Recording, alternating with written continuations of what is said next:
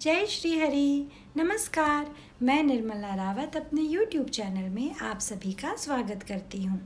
हिंदू पंचांग के अनुसार मोहिनी एकादशी का व्रत वैशाख मास के शुक्ल पक्ष की एकादशी को भगवान श्री विष्णु के निमित्त रखा जाता है। उदया तिथि के आधार पर मोहिनी एकादशी व्रत 19 मई 2024 दिन रविवार को रखा जाएगा। एकादशी सब पापों को हरने वाली उत्तम तिथि है। इस दिन जगत के पालनहार श्री विष्णु जी की उपासना करनी चाहिए। मोहिनी एकादशी का महत्व।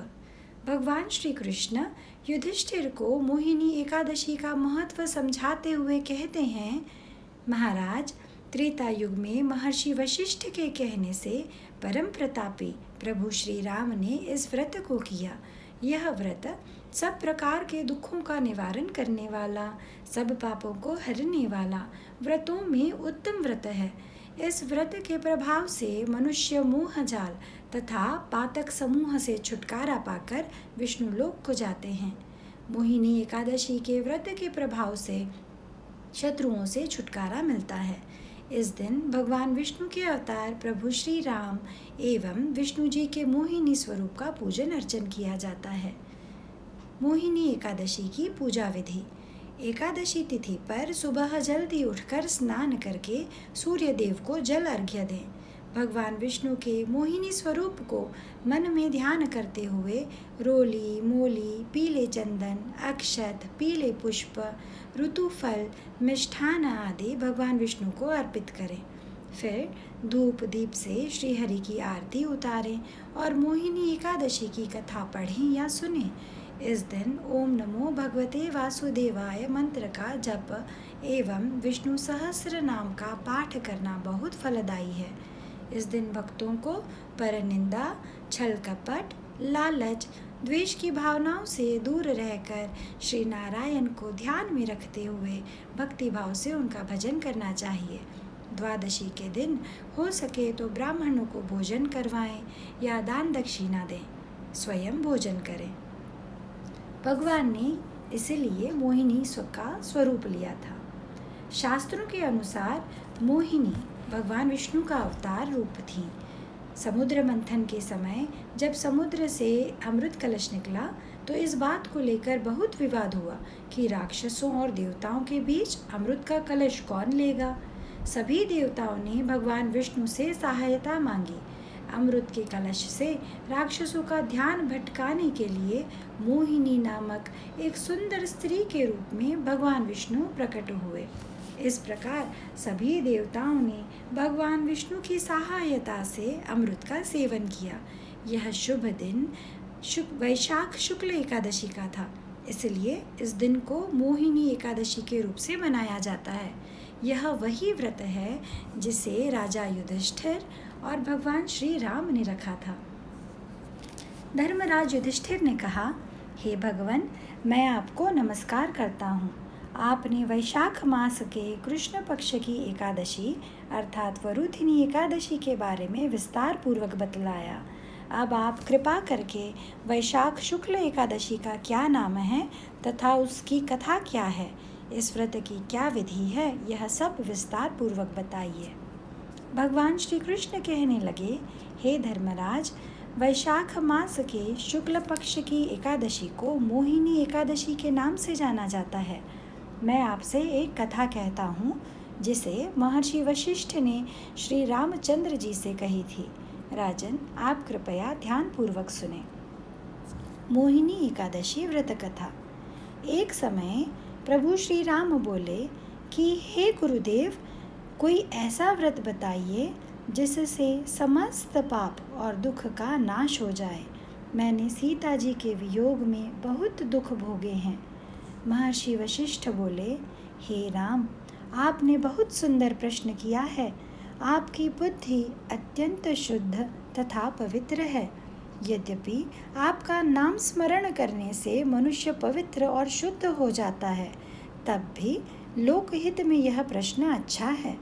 वैशाख मास में जो एकादशी आती है उसका नाम मोहिनी एकादशी है। इसका व्रत करने से मनुष्य सब पापों तथा दुखों से छुटकर मोह जाल से मुक्त हो जाता है। मैं इसकी कथा कहता हूँ, ध्यानपूर्वक सुनो।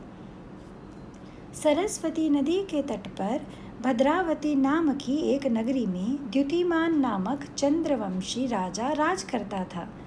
वहाँ धन धान्य से संपन्न व पुण्यवान धनपाल नामक वैश्य भी रहता था। वह अत्यंत धर्मालु और विष्णु भक्त था। उसने नगर में अनेक भोजनालय, प्याऊ, कुएं, सरोवर, धर्मशाला आदि बनवाए थे। सड़कों पर आम, जामुन, नीम आदि के अनेक वृक्ष भी लगवाए थे। उसके 5 पुत्र थे, सुमना, सद्बुद्धि, मेधावी, सुकृति और धृष्ट बुद्धि। इनमें से 5वां पुत्र धृष्ट बुद्धि महापापी था। वह पितर आदि को नहीं मानता था। वह वैश्या, दुराचारी मनुष्य की संगति में रहकर जुआ खेलता और परस्त्री के साथ भोग विलास करता तथा मद्यमांस का सेवन करता था। इसी प्रकार अनेक कुकर्मों से वह पिता के धन को नष्ट करता रहता था। इन्हीं कारणों से त्रस्त होकर पिता ने उसे घर से निकाल दिया था। घर से बाहर निकलने के बाद वह अपने गहने एवं कपड़े बेचकर अपना निर्वाह करने लगा।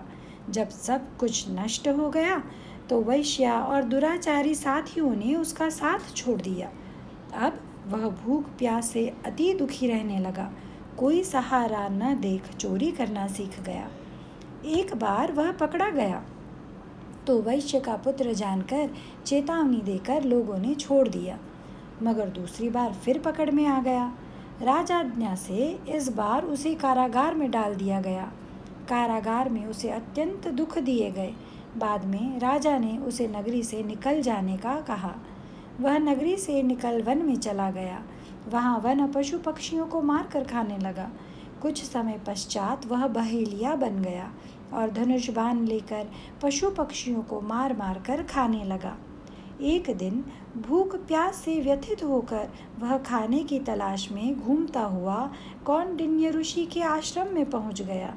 उस समय वैशाख मास था और ऋषि गंगा स्नान करके आ रहे थे। उनके भीगे वस्त्रों के छींटे उस पर पड़ने से उसे कुछ सद्बुद्धि प्राप्त हुई। वह कौंडिन्य मुनि से हाथ जोड़कर कहने लगा कि हे मुने, मैंने जीवन में बहुत पाप किए हैं। आप इन पापों से छूटने का कोई साधारण बिना धन का उपाय बताइए। उसके दीन वचन सुनकर मुनि ने प्रसन्न होकर कहा कि तुम वैशाख शुक्ल की मोहिनी एकादशी का व्रत करो। इससे अनेक जन्मों के किए हुए मेरु पर्वत जैसे समस्त महापाप भी नष्ट हो जाते हैं। मुनि के वचन सुनकर वह अत्यंत प्रसन्न हुआ और उनके द्वारा बताई गई विधि के अनुसार व्रत किया। हे राम, इस व्रत के प्रभाव से उसके सब पाप नष्ट हो गए और अंत में वह गरुड़ पर बैठकर विष्णु लोक को गया। इस व्रत से मोह आदि सब नष्ट हो जाते हैं। संसार में इस व्रत से श्रेष्ठ कोई व्रत नहीं है। इसके महात्म्य को पढ़ने अथवा सुनने से 1000 गौदान का फल प्राप्त होता है। जय श्री हरि। ओम नमो भगवते वासुदेवाय नमः। आशा करती हूँ आपको यह कथा अवश्य पसंद आएगी। आप भी एकादशी का व्रत करें। अगर संभव ना हो पाए तो चावल का सेवन ना करें। फल आहार लें, अन्न से दूर रहें। जय श्री हरि।